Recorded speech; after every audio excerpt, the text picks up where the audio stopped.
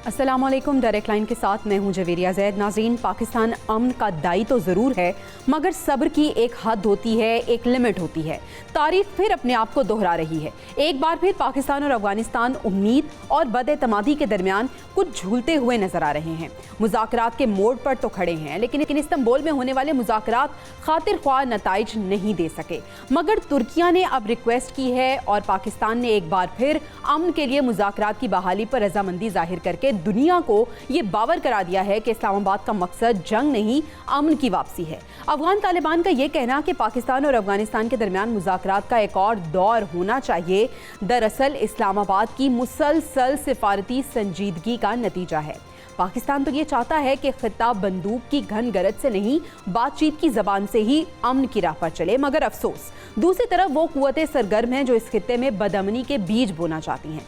पाकिस्तान की खारजा पॉलिसी अब दिफाई नहीं बल्कि मुतहर्रिक और जिम्मेदाराना है। फील्ड मार्शल सैयद आसिम मुनीर की अस्करी क़यादत और वज़ीर आज़म शहबाज शरीफ की सिफारती बसीरत ने दुनिया को दिखा दिया है कि पाकिस्तान खित्ते में अमन व इस्तेहकाम का मरकज़ बन सकता है। इस्लामाबाद ने न सिर्फ मुज़ाकरात की मेज़ पर वापसी का फैसला किया, बल्कि दुनिया को यह पैगाम दिया कि पाकिस्तान अमन चाहता है, मगर इज्जत और खुददारी की कीमत पर नहीं। अफगान क़यादत के लिए ये लम्हा गौर तलब है। तारीख गवाह है कि जिन कौमों ने अमन की पेशकश को ठुकरा दिया, रिजेक्ट कर दिया, वो खुद जंग की आग में जल गईं। नाज़रीन, प्रोग्राम के पहले हिस्से में हम इसी पे बात करेंगे कि अब मुज़ाकरात फिर से शुरू होने जा रहे हैं, क्या नतीजा इसका निकलता है, क्या फ्रूटफुल रिजल्ट निकलेगा या नहीं। और प्रोग्राम के दूसरे हिस्से में हम बात करेंगे खैबर पख्तूनख्वा की मौजूदा सूरत हाल की। खैबर पख्तूनख्वा जो कि सरहद की पहली दीवार है, मगर क्या वो फैसला साजी से बाहर है? क्योंकि वज़ीर आला खैबर पख्तूनख्वा ये कह रहे हैं, शिकवा कर रहे हैं कि हम स्टेक होल्डर हैं, मगर एतमाद में हमें नहीं लिया गया। एक गहरी तशवीश की बात है। पाकिस्तान और अफगानिस्तान के दरमियान मुज़ाकरात तो जारी है, मगर सवाल ये होगा कि जिस सूबे पर इन मुज़ाकरात के असरात सबसे ज़्यादा पड़ते हैं, क्या वाकई इसे एतमाद में नहीं लिया गया या कहानी कुछ और है। और प्रोग्राम के आखिरी हिस्से में हम बात करेंगे गजा में जारी नस्ल कुशी की। अक़वाम मुत्तहिदा की ताज़ा रिपोर्ट ने आलमी ज़मीर को झंझोड़ कर रख दिया है कि गजा नस्ल कुशी में इसराइल अकेला नहीं बल्कि 63 ममालिक के जुल्म में शरीक पाए गए हैं। वही ममालिक जो इंसानी हुकूक के चैंपियन बने फिर रहे थे, आज खून में लथड़ी मासूम लाशों के सामने खामोश खड़े हैं। नाज़रीन, डिस्कशन का आगाज़ करते हैं। पैनल का तारुफ से करा देती हूँ। डिस्कशन के लिए पीजे मीर साहब ने हमें ज्वाइन किया है। सीनियर तज्ज़ियाकार हैं एयर कमोडोर खालिद चिश्ती साहब, डिफेंस एनालिस्ट, और हमारे साथ सीनियर तज्ज़ियाकार शनीला अम्मार साहिबा भी मौजूद हैं। आप तीनों मेहमानों का शुक्रिया अदा करना चाहूँगी। और पीजे मीर साहब, आगाज़ आपसे करती हूँ। मुज़ाकरात की बात करते हैं। इससे पहले मुज़ाकरात के 4 अदवार हुए। कल अनाउंस हुआ कि बेनतीजा ये मुज़ाकरात ख़त्म हो गए हैं पाकिस्तान और अफगानिस्तान के दरमियान। अब फिर तुर्किया ने कहा है कि मुज़ाकरात, रिक्वेस्ट की है कि मुज़ाकरात दोबारा शुरू होने चाहिए। पाकिस्तान ने इसको एक्सेप्ट कर लिया, लेकिन पाकिस्तान के मुतालिबात वही हैं। सर, ये चल क्या रहा है और आपको लगता है कि कोई नतीजा, कोई फ्रूटफुल रिजल्ट निकलेगा इसका? एक होती है मजाक बात और एक होता है मुज़ाकरात। जी, ये मजाक बात है इनके साथ, क्योंकि सबसे पहले तो देखें ना, आप बात किन के साथ करेंगे? आप उनके साथ कर रहे हैं कि जो कि नॉन इलेक्टेड लोग हैं।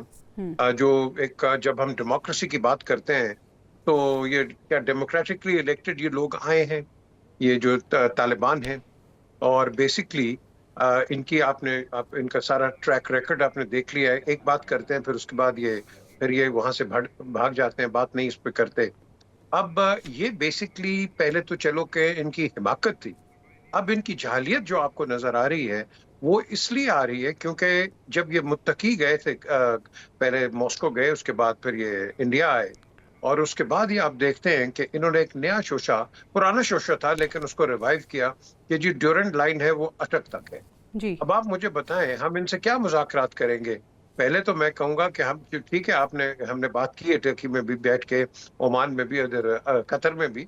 द क्वेश्चन इज, सबसे पहले तो ये रिट्रैक्ट करें ना कि ड्यूरेंट लाइन खत्म हुई हुई है या नहीं हुई हुई है। बिल्कुल हुई हुई है, क्योंकि 1953 का जो ब्रिटिश पार्लियामेंट एक्ट है उसके अंदर उन्होंने क्लियरली कह दिया कि this is the final frontier, क्योंकि उससे पहले भी काफी शोर हो रहा था।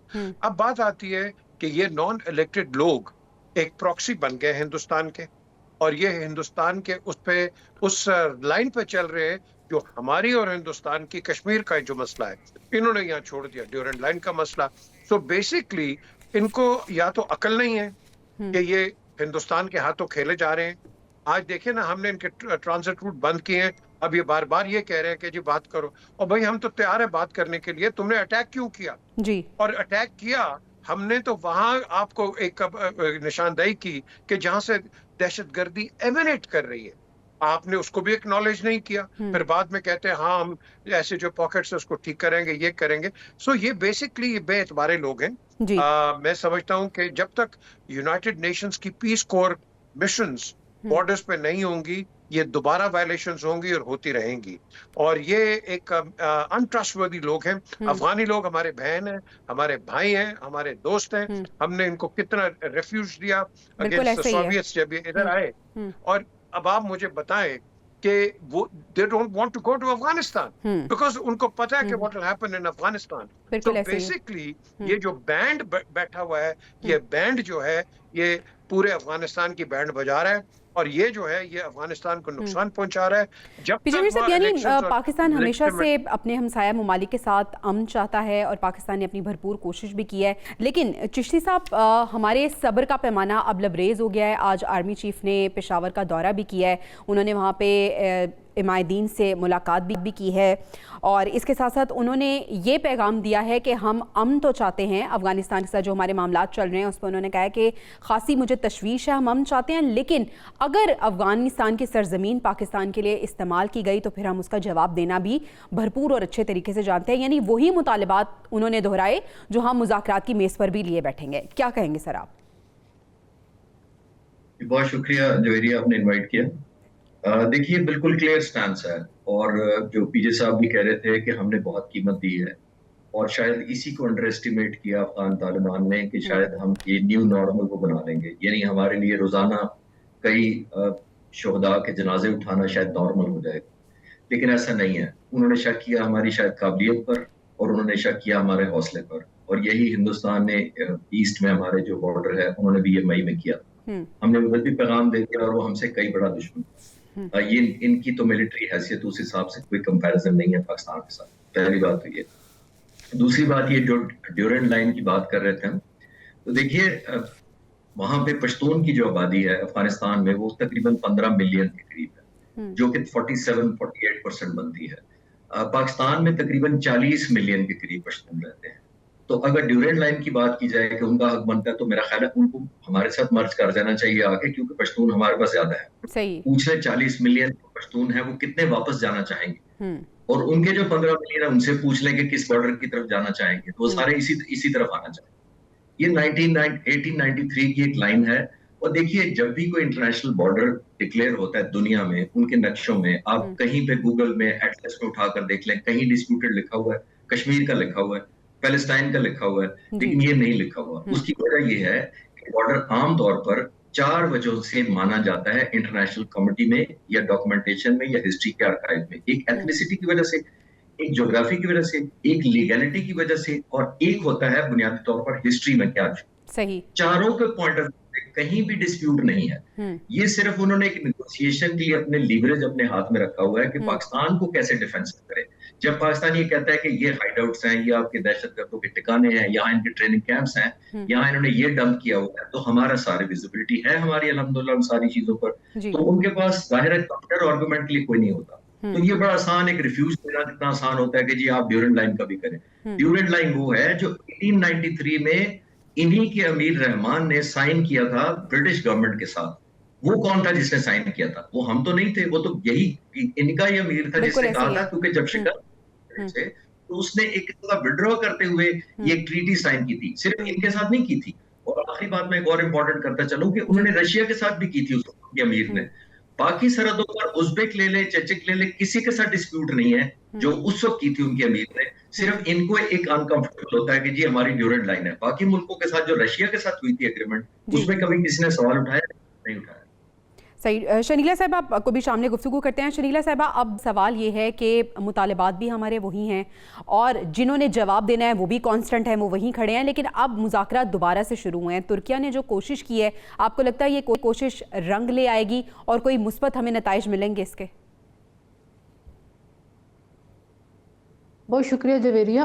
जवेरिया, मैं इन मुज़ाकरात को लेके कभी भी पुरुमीद नहीं रही हूँ, और दूसरा, मैं गुड तालिबान बैड तालिबान की थ्योरी के ऊपर कभी भी बिलीव नहीं करते रही हूँ। सही। ठीक है कि हमारे यहाँ पे कुछ ऐसे फैक्शंस होते हैं जो कहते हैं नहीं, मुज़ाकरात की तरफ जाना चाहिए, मुज़ाकरात से कोई हल निकलेगा, लेकिन आप इन लोगों से मुज़ाकरात करेंगे जिनकी मेंटालिटी रेंट और टेररिज्म से निकलना ही नहीं चाह रही है।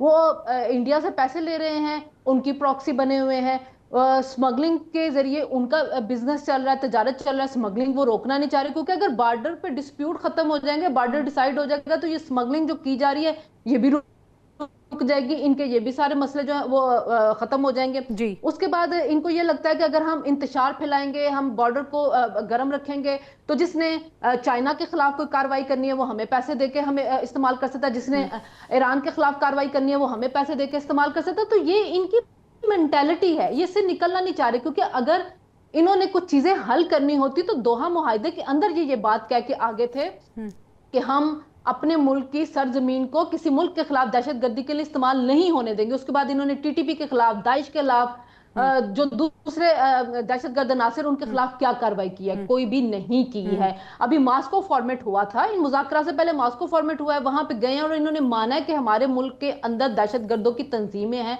दहशतगर्द हमारे मुल्क के अंदर बैठे हुए हैं। उसके बाद उठ के इंडिया चले गए हैं, पॉलिसी चेंज हो गई है इनकी। तो ये इस चीज, जब तक ये लोग, ये जो तालिबान की बुरी हुकूमत है, इनका एक नजरियाती अलायंस है टीटीपी के साथ, और ये उनको इस्तेमाल कर रहे हैं रेंट टेररिज्म के लिए, तो जब तक ये मेंटालिटी खत्म नहीं होगी, जब तक ये सोचेंगे नहीं कि हमने दुनिया के साथ चलना है, तो उस वक्त तक मुज़ाकरात का कोई नतीजा। अच्छा, तो ये जो मेंटालिटी है पीजे मीर साहब, क्या आपको लगता है कि ये मेंटालिटी भी खत्म हो सकती है?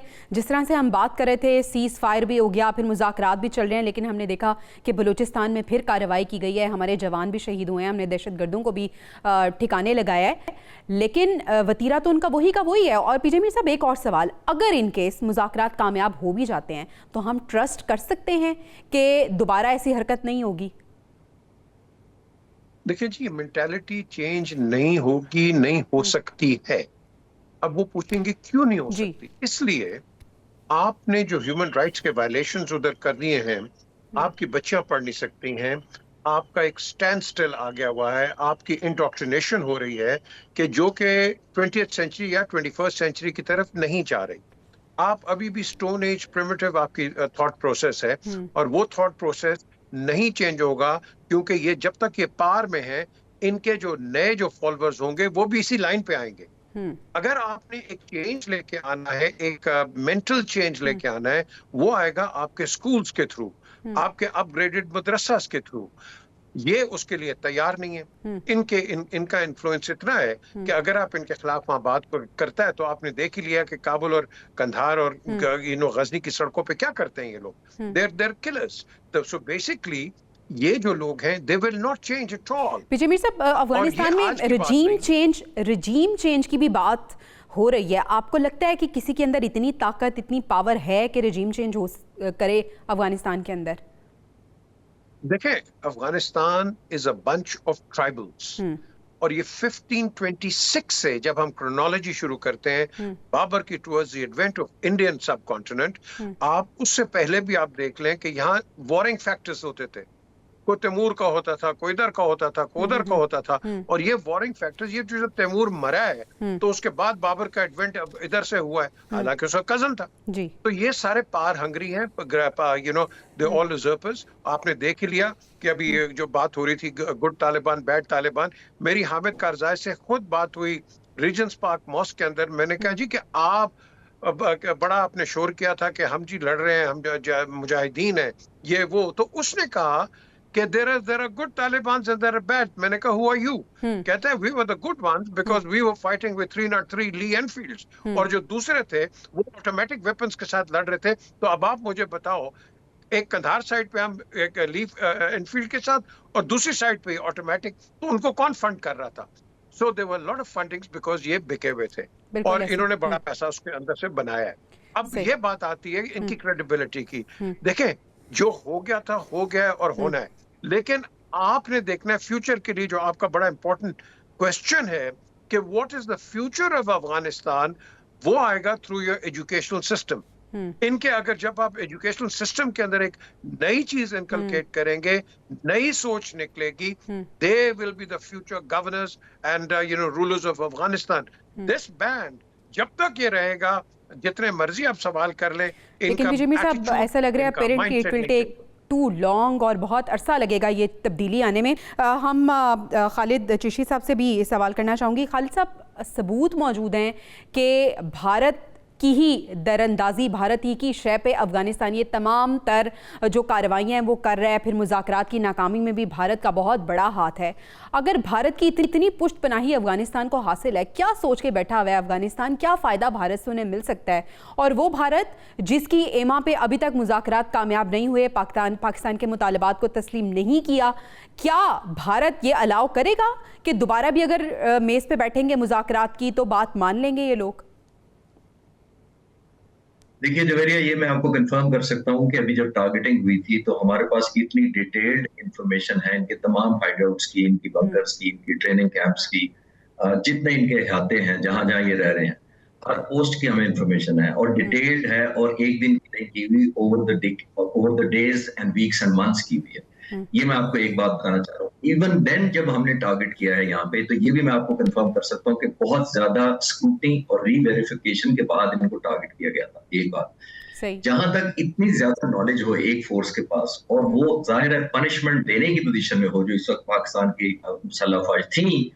आमतौर पर जब टेररिस्ट के खिलाफ और गोरिल्लास के खिलाफ इस तरह का ऑपरेशन होता है तो वन गो में किया जाता है, उसको लिमिनेट किया जाता है, क्योंकि अदरवाइज अगर आप पॉज देते हैं या सीज फायर करते हैं तो उसके अंदर फिर होता क्या है कि वो री डिप्लॉय करते हैं, अपने एसेट्स को रिलोकेट करके छुपा सकते हैं, कैमोफ्लेज करते हैं, रीग्रुप कर देते हैं।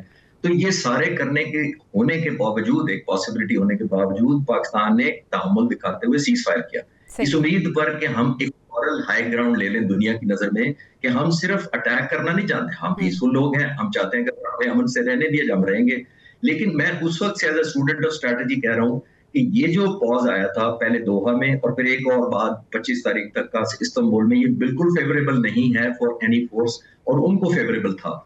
उन्होंने कैसे यूज किया इसको? उन्होंने ऐसे यूज किया कि एक नेगोशिएशन लीवरेज के तौर पे हिंदुस्तान के साथ इस्तेमाल किया, यानी जितना इधर से प्रेशर माउंट होता था या जितनी थ्रेट्स मिलती थी, वो हिंदुस्तान से उतनी ही नेगोशिएशन बेहतर पोजीशन करने की पोजीशन में होंगे, जो हमारे डिफेंस मिनिस्टर ने कंफर्म किया। मैं अपनी तरफ से नहीं कह रहा, यानी वो उधर से अपना, जिसको कहते हैं ना पैकेज बेहतर के चक्कर में, कि हमें तो यह प्रेशर आ रहा है, अब आप बताएं हमारे लिए क्या करेंगे।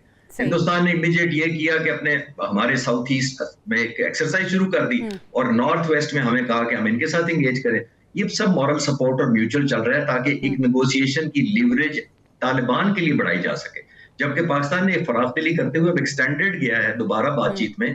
आई होप कि ये हो जाए, लेकिन लॉन्ग टर्म में मैं भी इसके अंदर पॉजिटिवली इसलिए नहीं देख रहा कि इनका अपना ही कंट्रोल नहीं है। एक तो इनकी कैपेसिटी नहीं है उनको कंट्रोल करने की, और एक दूसरा विलिंगनेस भी नहीं है। तो जब ये दोनों चीजें ना हो तो कोई भी मुआहदा किसी वक्त भी खतरे में पड़ सकता है। बिल्कुल ऐसे ही है। शनीला साहब, आप पाकिस्तान की अगर हम बात करें, शरीफ साहब हमारे फील्ड मार्शल साहब, यानी सियासी और हमारी अस्करी क़यादत एक पेज पर नज़र आ रही है। पाकिस्तान का इस तरह से मुत्तहिद होना दुनिया को क्या पैगाम दे रहा है? और हम बार बार जो अमन की बात कर रहे हैं, हम फिर थोड़ा सा लिवरेज दे रहे हैं, दुनिया को हम क्या मैसेज दे रहे हैं? देखिए, बात यह है कि पाकिस्तान तो दुनिया को यही मैसेज दे रहा है ना कि हम जंग किसी से नहीं चाहते। अगर आप देखें तो डोनाल्ड ट्रंप जो बार बार बात करते हैं तो वो किसको एक्सपोज करते हैं ना, मोदी को, सरकार को ही करते हैं कि उसने मुझे कहा कि नहीं मैं तो लड़ूंगा, और फिर 2 दिन बाद उसने मुझे फोन करके कहा कि नहीं जंग रोक देनी चाहिए। तो पाकिस्तान ने तो 10 मई वाली जंग से पहले जो जंग थी वो भी पाकिस्तान ने मुसल्लत नहीं की थी।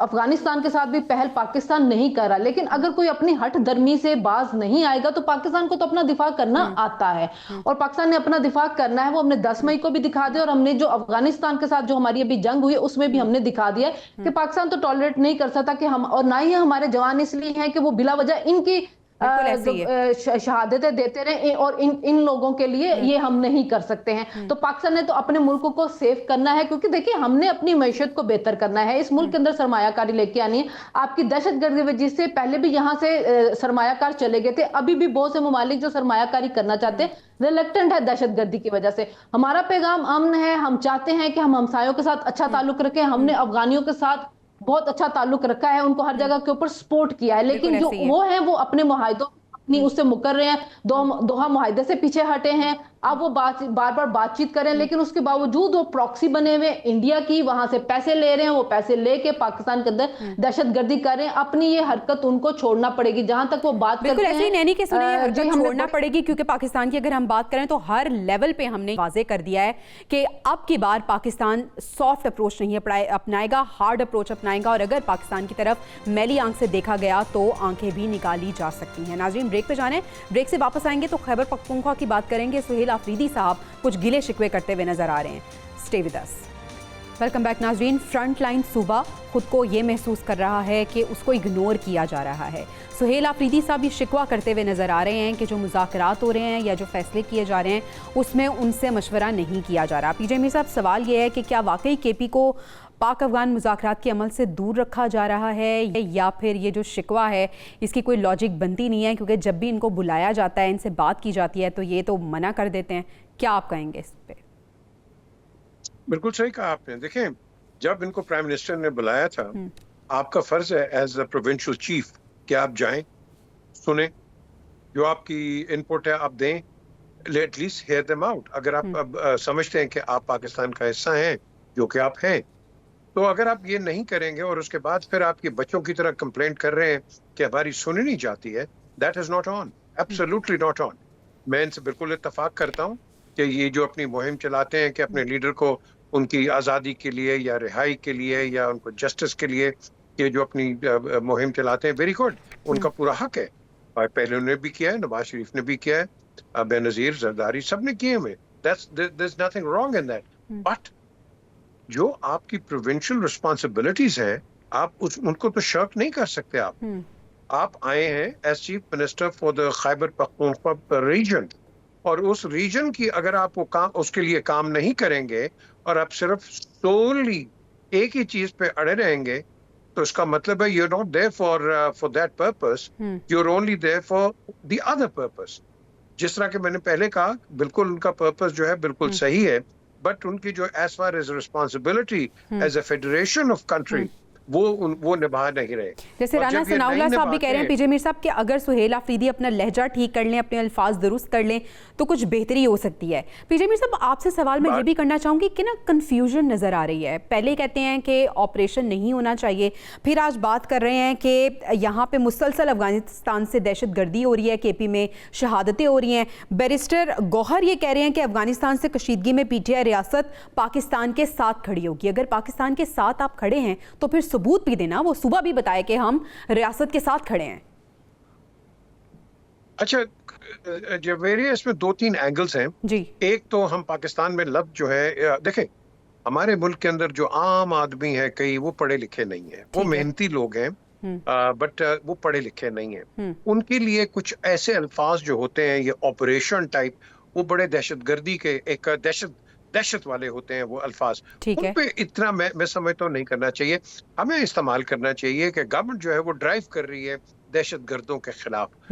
अब जब आप एक ऑपरेशन करेंगे, ऑपरेशन के मकसद लोग 4-5 निकाल देते हैं, मैं समझता हूँ इसको टोन डाउन करो, एक। ठीक है। दूसरा ये है ड्राइव अगेंस्ट द टेररिज्म और टेररिस्ट, ये एक नेसेसिटी है, क्योंकि पाकिस्तान को पूरी दुनिया ने कंडेम किया है और कंडेम करता है कि हमें तो उन्होंने टाइटल दे दिया था axis of evil, if you remember. जी जी। तो हमें चाहिए कि हम तो सारे मिलके पे फाइट करें ना जी। हमने तो सबसे ज्यादा कुर्बानियां किसने दी हैं? पाकिस्तान ने दी हैं, और खैबर पख्तूनख्वा के एरिया से सबसे ज्यादा मैं कहूंगा कि वो फ्रंट लाइन पे रहे हैं। तो इनको तो चाहिए, इंस्टेड ऑफ जो अब आपने राना सनाउल्लाह की बात की है, वो बिल्कुल सही कह रहे हैं कि भाई आप अपनी अल्फाज आप इनको टोन डाउन करो।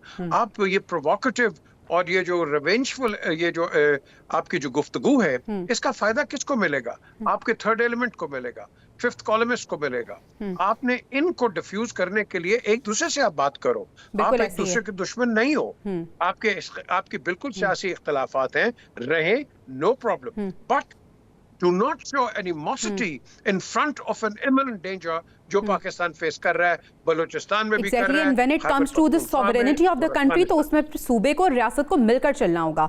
शनीला साहिबा, यही सवाल आपके सामने मैं कहना चाहूंगी कि गिला किया जा रहा है कि हम स्टेक होल्डर्स हैं मगर हमें फैसला साजी से दूर रखा जा रहा है। सुहेल आफरीदी साहब एक तरफ ये बात कर रहे हैं, दूसरी तरफ हम देख रहे हैं कि वो विफाक के साथ मिल बैठने पे रज़ामंद भी नहीं है, वो बाज़िद हैं हमारी मुलाकात होनी चाहिए। ठीक है, मुलाकात बानी से उनकी करा देनी चाहिए, लेकिन फिर भी सूबे के जो मामलात हैं इट कम्स फर्स्ट। आप अपनी काबीना तश्कील दें, आप अनाउंस करें और फिर विफाक के साथ मिलकर आप काम करें। क्या कहेंगी, आपकी क्या टेक है इस पर? बात ये जवेरिया कि जब आप काम करने की लेके आते हो ना कोई मैंडेट, तो फिर आप काम करते हुए नजर भी आते हो। सुहेल अफरीदी पहले दिन की आप उनकी पार्लियामेंट की स्पीच सुन ले, वो तो इश्क इमरान में शहीद होने के लिए आए हैं।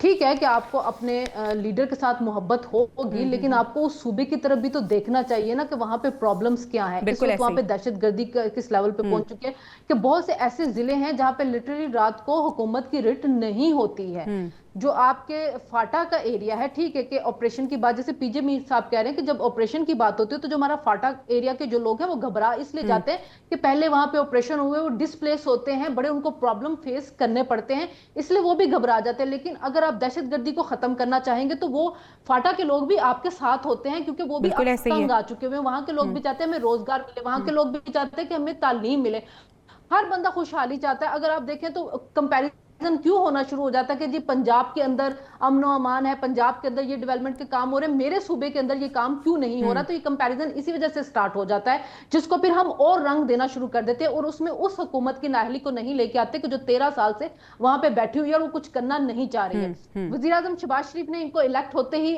मुबारकबाद का फोन किया था। ये जस्टिस क्या शो करता है? यही कि हम आपके साथ मिलकर काम करना चाह रहे हैं। कोर कमांडर पेशावर जाके उनको मिल रहे हैं, सिक्योरिटी पे ब्रीफिंग दे रहे हैं, किस वजह से? यही कि आए मिलके यहाँ से दहशतगर्दी का खात्मा करते। अभी यहाँ पे सिक्योरिटी की मीटिंग हो रही है, आप भेज रहे हैं मुजम्मिल असलम को, उनका क्या ताल्लुक है सूबा सरहद के साथ? वो एक कराची के शख्स वहां पे उठ के चले गए, आपने फाइनेंस का एडवाइजर बना दिया। आप इल्जाम लगा रहे हैं कि दहशतगर्दी जो हो रही है विफाक के फैसलों की वजह से हो रही है, गाड़ियां वापस कर रहे हैं। नहीं पता,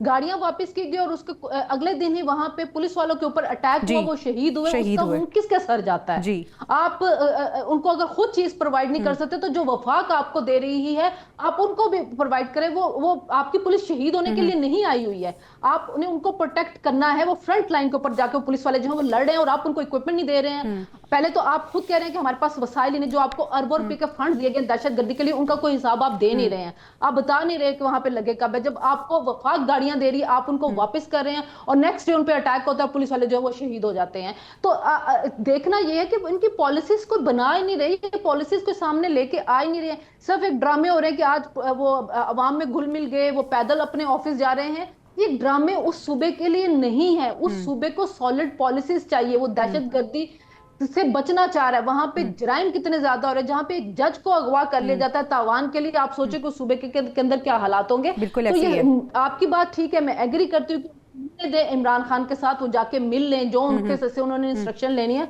वो ले ले, लेकिन सीरियसली काम करना शुरू करें उस सूबे के लिए। ये दिखावे करना, ये उस सूबे के लिए जिसमें बहुत बड़े बड़े चैलेंजेस हैं और उस सूबे के लिए जिसके अवाम इस वक्त बड़ी बुरी हालत में है, उसके लिए हमें ग्राउंड पे इनका कोई काम रियलिटी में नजर आना चाहिए। नाज़रीन, ब्रेक पे जाएंगे और मेहमानों का मैं शुक्रिया अदा करना चाहूँगी। शनीला साहब हमारे साथ मौजूद थी, पीजे मीर साहब मौजूद थे। ब्रेक से जब हम वापस आएंगे तो गजा में जारी नस्लकुशी पे फ़लस्तीनी सहाफ़ी हमारे साथ मौजूद होंगे, उनसे हम बात करेंगे। Stay with us. Welcome back नाज़रीन, गजा में जारी नस्लकुशी की हम बात करेंगे। अक़वाम मुत्तहिदा की ताज़ा रिपोर्ट ने आलमी ज़मीर को झंझोड़ कर रख दिया है। उसमें जो इंकशाफ हुआ है वो ये है कि नस्लकुशी में इसराइल अकेला नहीं बल्कि 63 ममालिक इस जुल्म में शरीक पाए गए हैं और ये वही ममालिक हैं जो इंसानी हुकूक के चैम्पियन बने फिर रहे हैं। इस पूरी सूरत हाल पर बात करने के लिए फ़लस्तीनी सहाफ़ी जलालुल फ़रा साहब ने हमें ज्वाइन किया है। जलाल साहब, बहुत शुक्रिया आपके वक्त का। जलाल साहब, सबसे पहले तो आप मुझे बताइएगा, फ़लस्तीनी चाहे उनमें मर्द हों, ख़वातीन हों या मासूम बच्चे हों, आर्जी तौर पे जब जंगबंदी हुई थी तो हमने देखा था कि उन्होंने अल्लाह ताला का शुक्र अदा किया था, उन्होंने सुख का सांस लिया था कि कुछ अरसे के लिए उनकी जानें बच जाएंगी और वो पुरसकून होंगे। लेकिन अनफॉर्चुनेटली ये बहुत आर्जी सुकून था क्योंकि जंगबंदी माहिदे की मुसलसल खिलाफ वर्जी हो रही है। बच्चों समेत कितनी ज़्यादा शहादतें हो चुकी हैं अब तक। ताज़ा तरीन गज़ा की सूरत हाल क्या है, प्लीज़ बताइएगा पहले तो। जी बहुत शुक्रिया बहन। सबसे पहले बात तो आपने जिक्र जो किया है 63 ममालिक उस जेनोसाइड में, उस कत्लेआम में शरीक थे जी। ये तो खैर अभी जिक्र हो रहा है इसका जिक्र तो मैंने आज से 1 साल पहले 1.5 साल पहले मैंने जिक्र किया और मैंने ये कहा था कि इसराइल अकेला नहीं है, इसराइल के साथ कई ममालिक हैं जो इस नस्ल कुशी में, इस जेनोसाइड में शरीक है। पहली बात तो यह है। दूसरी बात जो आपने पूछा है कि इस वक्त सूरत हाल क्या है, देखिए जब जंग बंद का मुआहदा हुआ था 10 अक्टूबर और नाफिज अमल 11 अक्टूबर को हुआ था, तब भी मैंने ये बिशगोई की है यहाँ पर बैठकर और भी न्यूज़ चैनल में मैंने यही बात की, ये कोई जंग बंद नहीं हुआ और नहीं होगा। ये एक तरह का वक्फा है, एक तरह का जाल है, ये एक धोखा है फ़लस्तीनियों को दिया जा रहा है और कुछ भी नहीं है। हमास को दिया जा रहा है जो मुज़ाहमत तंजीम है वहाँ पे, ताकि वो यरगुमाली जो है, जो इसराइल यरगुमाली है, वो इनको रिलीज़ कर दे। और उन्होंने वही पूरा कर लिया, रिलीज़ तो कर लिया जनाब, तो रिलीज़ करवा लिया। अब आखिरी जो बेशर्त तो अगर कोई कहता है ये कि जंग बंद हुई थी, जंग बंद हुई नहीं है। यानी 10 अक्टूबर से लेकर अब तक अगर आप फिगर्स आपको बता दो, 211 लोग शहीद हुए, 578 जख्मी, सिर्फ 104 जो पिछले 24 घंटों में हुए हैं, 104 लोग शहीद हुए, जिनमें से 44 बच्चे, 104। किस लिए, क्यों, क्या किया हमास ने? मैं सवाल कर रहा हूँ। हमास पर यह इल्जाम लगाया जा रहा है कि आपने जंग बंदी की खिलाफ वर्जी की जी, कि आपने एक इसराइली फौजी को मार दिया, रफ़ह के अंदर है। रफ़ह कौन सा है? ये वही रफ़ह है जो बॉर्डर मिस्र के साथ बॉर्डर है। भाई वहाँ पर तो क्या नाम है, हमास का कोई एक्टिविटीज है भी नहीं है। ऐसा ही है। आपने उसको बहाना करके जाकर जनूब गजा सिटी में बमबारी करके 104 लोगों को शहीद किए। अल्लाह अकबर। जलाल साहब, जिन ममालिक ने सालसी का रोल प्ले किया था वो भी खामोश हैं, पूरा आलमी ज़मीर इस वक्त सोया हुआ है। ट्रंप जो बड़ी बड़ी बातें करते थे, क्या आपको लगता है कि ट्रंप की पुष्ट पनाही के बगैर ये सब कुछ हो रहा है? क्योंकि कल जब हमने देखा कि नेतन्याहू ने दोबारा ऐलान किया कि ज़ोरदार हमला किया जाए, तो ये कहा गया कि हमने अमेरिका को पहले से ही इन्फॉर्म कर दिया था। तो अमेरिका और इसराइल और बाकी ममालिक मिले हुए हैं इस सब में। देखिए सबसे पहले बात तो ये, जब डोनाल्ड ट्रंप से सवाल किया गया है कि जनाब ये क्या हो, जब वो जहाज़ में बैठ रहा था, कल की बात, परसों की बात है, तो ये सीज़ फायर का जो मुआहदा है गज़ा में, फिर दोबारा जंग हुआ, तो इनका क्या जुमला था, इनका ये बयान था, इनका ये लफ्ज़ था कि इनके ये अल्फाज थे कि इसराइल को हक है कि अपना सेल्फ डिफेंस करे। किस चीज़ का सेल्फ डिफेंस करे? हमने क्या किया, गजा का हमने क्या किया है? और कि जो सेल्फ डिफेंस की बात ही कर रहे हैं। एक इसराइली फौजी का हलाक के बदले में, हालांकि हमास ने इसको तरदीद किया, हमास ने इसकी जिम्मेदारी कबूल भी नहीं किया, इसके बदले में आपने 104 लोगों को शहीद कराया। अच्छा, आपने जो सवाल किया सालसी किरदार ममालिक, देखिए अक़वाम मुत्तहिदा हो, सिक्योरिटी काउंसिल हो, अरब ममालिक हो, OIC हो, आपका सामने मोहतरमा और आपकी नजरी का सामने सब इसराइल के सामने बेबस है। 2 साल 20 दिन हो गए जंग को। क्या आज तक आपको कोई मुअस्सर इक़दाम नजर आया कि अरब से या अक़वाम मुत्तहिदा से या सिक्योरिटी काउंसिल से? अव्वल तो इसराइल सिक्योरिटी काउंसिल से मुतमईन है क्योंकि वहां पर वीटो, अमेरिका का जो तलवार है वीटो, वो तो तैयार है इस चीज के लिए। तो वो सिक्योरिटी काउंसिल से मुतमईन है, अरबों से वो मुतमईन है। अरबों में और हमारे मुसलमान ममालिक में सिर्फ 2 चीज हो सकता है, इससे हमारे एक्सपेक्टेशन 2 है। एक तो या वो मुतालबा करेंगे या फिर वो मजम्मत करेंगे। इससे आगे तो आपको ना मुझे नजर आए, ना आपको, ना कतर के वजीर आज़म कह रहे हैं कि अब तमाम जो लाल ख्याल में हम अरबों जो तमाम सुर्ख लकीरें हैं वो अबूर हो चुकी हैं। कतर के वजीर आज़म ने फिर कंडेम किया, लेकिन वही आपके वाली बात कि अब बात मजम्मत से बहुत आगे चली गई है और बड़ा इंतज़ार किया फ़लस्तीनियों ने कि शायद मुस्लिम ममालिक उनके हक़ में खड़े हों। हक़ में खड़े होने का मतलब ये है कि मुकम्मल तौर पर उनको सपोर्ट किया जाए, लेकिन सिर्फ कंडेम कर देना, जलाल साहब, क्या ये काफ़ी होगा? यही तो बातें मैं कर रहा हूँ मेरी बहन। हम जब गिनती करते हैं ना शुहदा के 104, आज 107 हो गया, आज 50, ऐसा लग रहा है जैसे हम कोई मुर्गिया का गिनती हो रही है, कोई मुर्गिया जो है ना, चिकन।